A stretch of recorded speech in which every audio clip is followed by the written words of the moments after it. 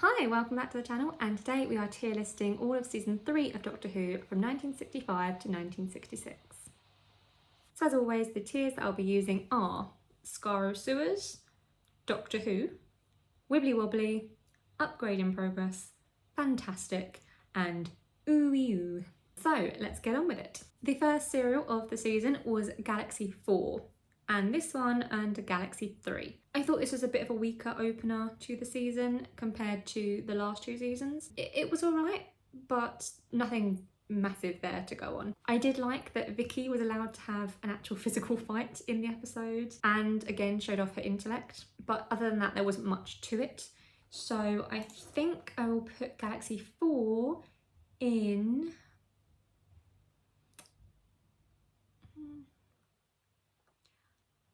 I think I'll put Galaxy 4 in Wibbly Wobbly. And the MVP of Galaxy 4 is the Chumblies, because they are adorable. They may be robots, but they're adorable, and I will not hear anything bad about the Chumblies. The next serial is Mission to the Unknown, which is the only story of Doctor Who ever not to feature the Doctor or the companions at all. So I find this one really dull. Not just because the Doctor and the companions weren't there, just because I didn't care what was happening. It was a single episode, which helped me to get through it, but I just don't think the episode was necessary. It's a prequel to the Daleks Master Plan later on in the season, but I don't think it was necessary. The Daleks Master Plan is already 12 episodes long. Do we need a prequel? On the other hand, I do like that it shows that more than just the Doctor knows about the Daleks in the wider universe, because other than that, it's just been wherever the Daleks have invaded, whereas this shows other conquering worlds who also know about the Daleks and communicate with them. So it does have that going for it, but that is not going to save it from going to the Scar of Sewers. I had considered putting this in Doctor Who because I do often forget about it, and I realised I'm not really using that category much at all. But Mission to the Unknown is in the Scar of Sewers, and the MVP of the episode is me for getting through it. I'm joking, there's no MVP. Next up is The Mythmakers, which is a very sad episode for me because it means that we lose Vicky, the best companion since the start of the show. Now, I don't like Vicky's departure. Again, I don't like many classic companion departures, but I appreciate that her staying in the past in this aspect actually does preserve history because she becomes the Cresta from history. So I do like that. However, I don't like her leaving overall because it's another bad love story that she's just sort of fallen in love with this person who she's just met. I don't like it. Overall, this serial earned a 3. Every single episode of this serial is missing, so I had to watch reconstructions for this one. And I kind of feel like a couple of the episodes may have been 4s if those episodes weren't missing, but it's really hard to judge based on what could have been. I'm only able to judge on what I have, which is the audio track and the images to show what happens. So it was a 3 overall. So I think I'll put The Mythmakers... I'm actually considering putting it in Doctor Who, because the only bit I remember is Vicky's leaving and Cassandra not being believed about anything. So I might put it in Doctor Who, actually. I don't know if it's fair putting it in Wibbly Wobbly or Upgrade in Progress. Like, I don't think either of those tiers is really fair, but the Scar of Sewers definitely isn't fair. So I think I'm going to put it in Doctor Who. Even though I've watched it twice now, I don't really remember much of what happens. It's not a very memorable serial for me, so I think I'm going to put it in Doctor Who. And the MVP of The Mythmakers is Katerina. So next up is the Daleks Master Plan. Now I know that people are going to hate me for this one, but I didn't like this serial at all. Overall, the serial scored a 2, and the individual episode ratings are not all that high. This serial does a lot. It's the longest serial so far in 12 episodes. It features the first ever companion death, with Katerina dying within the first couple of episodes. It's the first fourth wall break in the show's history. It's the first ever Christmas episode in the show's history, and the only Christmas episode of Classic Who itself. The Feast of Stephen went out on Christmas Day. So there's a lot to this episode, on top of the fact that it's the Daleks Master Plan, which is kind of self-explanatory. The Daleks are up to no good. Issue is I'm not really that keen on this whole serial. I just found it... I was just waiting for it to be over. You know, the whole time I was waiting for it to be over. So it's not looking good. I will say that Katerina is not a memorable companion at all. It might have something to do with almost every episode that she's in is missing. So there's only one episode surviving that Katerina was a part of. Though one thing I will say is that she says that she knows that she's safe because she's with the Doctor. And knowing New Who, that hurts more now. Because she dies in the very next episode after she says that, and it's so very New Who. You think someone's going to be a companion and then they die instantly. So I do appreciate what they were trying to do with this serial, but it's just so long. It's far too long. The whole plan was convoluted. I didn't enjoy it. That's the main thing as well, is that I just didn't enjoy it. If I don't enjoy it, then what's the point of me pretending like it's better than it is? I just didn't enjoy it.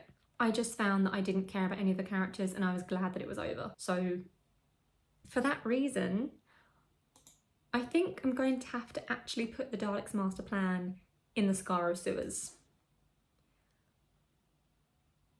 I mean, I can try and appease people by putting it in Doctor Who or Wibbly Wobbly, but this is my tier list. This is about how I felt about the episodes, and I just didn't like this one. So the Daleks master plan is going to the Skaro sewers, and there it will stay.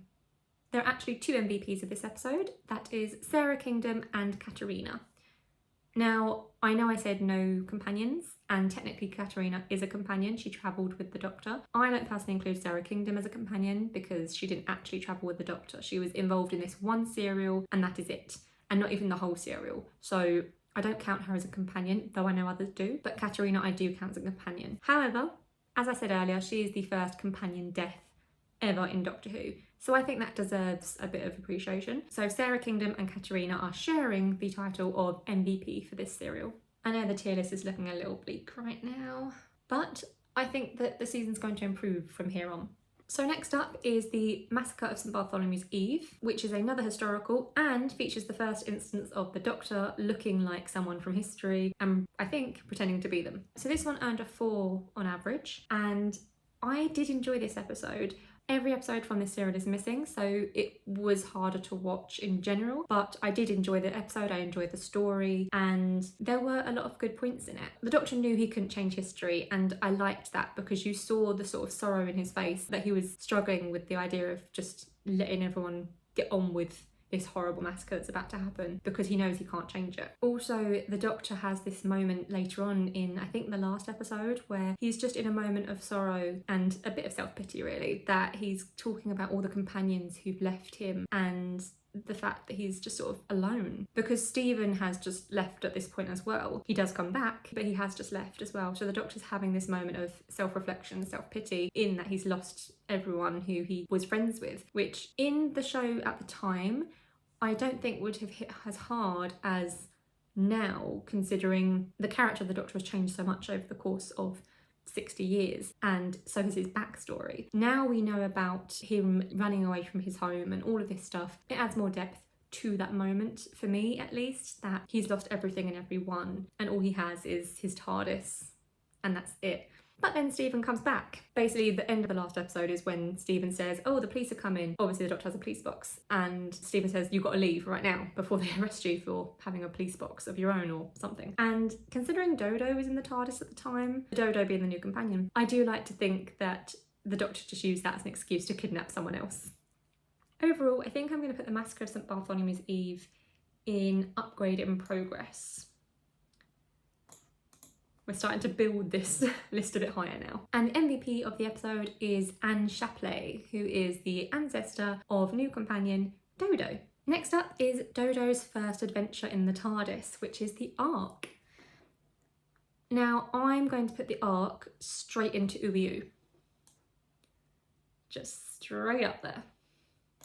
The Ark was a standout to me in this season because everything had been a bit lackluster for me until this point. But the Ark is a brilliant serial, absolutely amazing. They use every single episode of that serial to full potential and I love it. It was a great story, interesting characters, a couple of new species to explore, and I just really liked it. Also, this serial reminded me that Dodo is actually a really great character. I had originally thought that she wasn't that great of a companion, but actually on a rewatch, Dodo's a great companion. But yeah, The Ark is a great serial and I absolutely loved it. If anyone's interested in watching Classic Who and they haven't before, this is definitely one of the serials I would recommend completely to someone to watch for a first Doctor adventure. The MVP of the serial is Zentos, who started out a bit antagonistic, but by the end he'd redeemed himself and he actually apologised to the Doctor for misjudging him and Stephen and Dodo and understood that he was wrong to do that. Next up is the Celestial Toymaker, and this one also earned a 5. 2 brilliant serials in a row,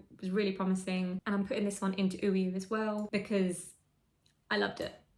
I loved every minute of this serial as well. It was a great story, really interesting. I liked the fact that the Doctor and companions were split and they couldn't help each other, and that Dodo and Stephen had to do all these little tricky trials and games that were ridiculous, and the Doctor had to go up against the Toymaker himself. I do think the Doctor's game was dull. Like, Dodo and Stephen had really fun games to play and the Doctor was just moving some things in a triangle. Bit boring on his part, poor him, but overall I think the story was really, really good. Loved the serial, everything about it. And the MVP of the episode is the Joker. Next up is the Western episode, The Gunfighters. Now this one I didn't think I liked when I first watched it. I thought this was really dull, but on a rewatch I don't know what I was thinking this was, because this was brilliant. It earned a 4 overall. I know that some people don't like it because of the song that's constantly used, but I love the song. It's a brilliant song and it sounded like Judy Garland singing. I know it wasn't Judy Garland, I know it wasn't, but it sounded like that sort of style of singer, and I really liked it. I want the song. I'm downloading the song. This is also a notable serial as the very last one to use individual episode titles. Everything after that would just be part 1, part 2. But up to the Gunfighters, it was all individual episode titles for every single part, which I quite liked. But obviously this one is going to go into Fantastic. And this is a perfect example of why I wanted to do a tier list as well as just rate the episodes, because this earned a 4, so you'd think it would go into Upgrade in Progress because that is effectively the B tier. But no, one of the episodes earned a 5, and overall I think it's actually such a fun story. It's going in a 4. There's misunderstandings, a lot of Western tropes in there, played in a good way, and the song. And Stephen and Dodo have really comical bits in there as well. I really like the serial overall. The MVP of the episode is Bartender Charlie.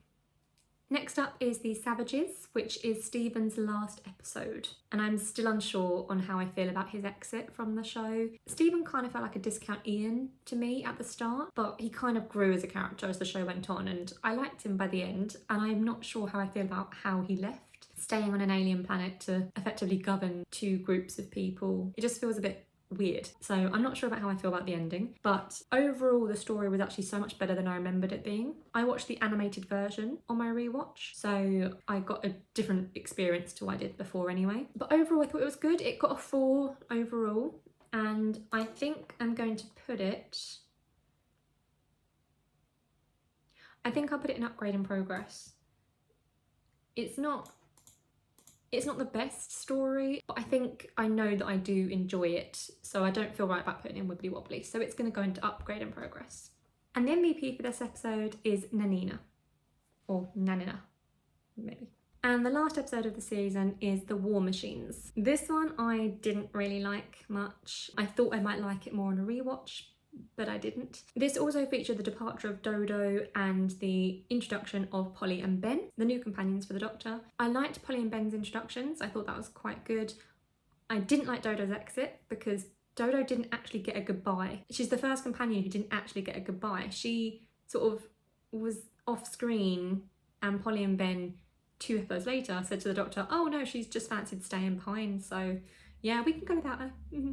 That was it. So I don't like how Dodo's storyline ended. But I do like the titles for the serial. They introduced a new title sequence for the episode itself. Not the theme tune and all that, but the episode itself had this specialised title sequence, which I thought was really interesting and worked well for the serial. So I liked that. And I liked Ben and Polly. Ian and Barbara, I loved, and I shipped them. Ben and Polly, I also shipped. I loved their introduction. I loved how they worked together and looked after each other, even though they didn't know each other until this episode. They're my new companionship for Classic Who at this point.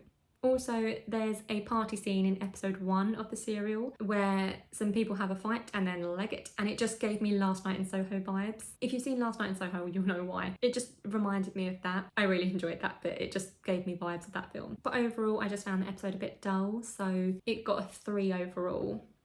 If it wasn't for Ben and Polly's introduction scene, I may put it in Doctor Who. I don't really feel right about putting it in Wibbly Wobbly though. I'm going to put this serial into Doctor Who because this is going in Doctor Who.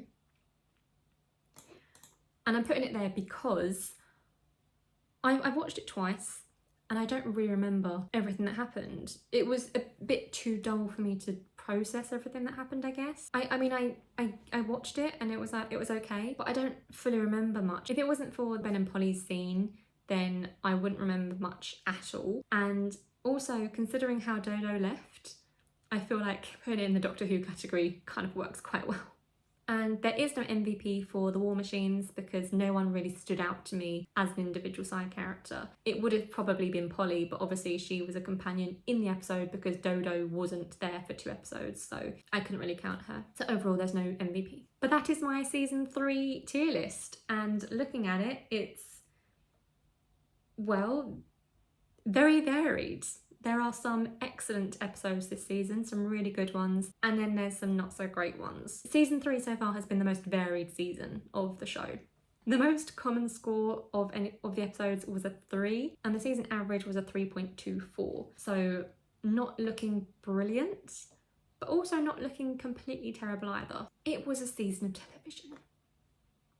Hi, future me here. So I realised I forgot to do the quote of the season. There were several quotes for season 2 that I loved and noted down, but the one I've chosen as the quote of the season comes from the penultimate episode, The Savages, and the Doctor says, "The sacrifice of even one soul is far too great." But that's everything. So did you agree with my list? Did you disagree? Did you like the Ark and the Celestial Toymaker as much as I did? Did you think I was terrible for putting some episodes in the Skyro sewers? Tell me your thoughts in the comments below and I will see you next time.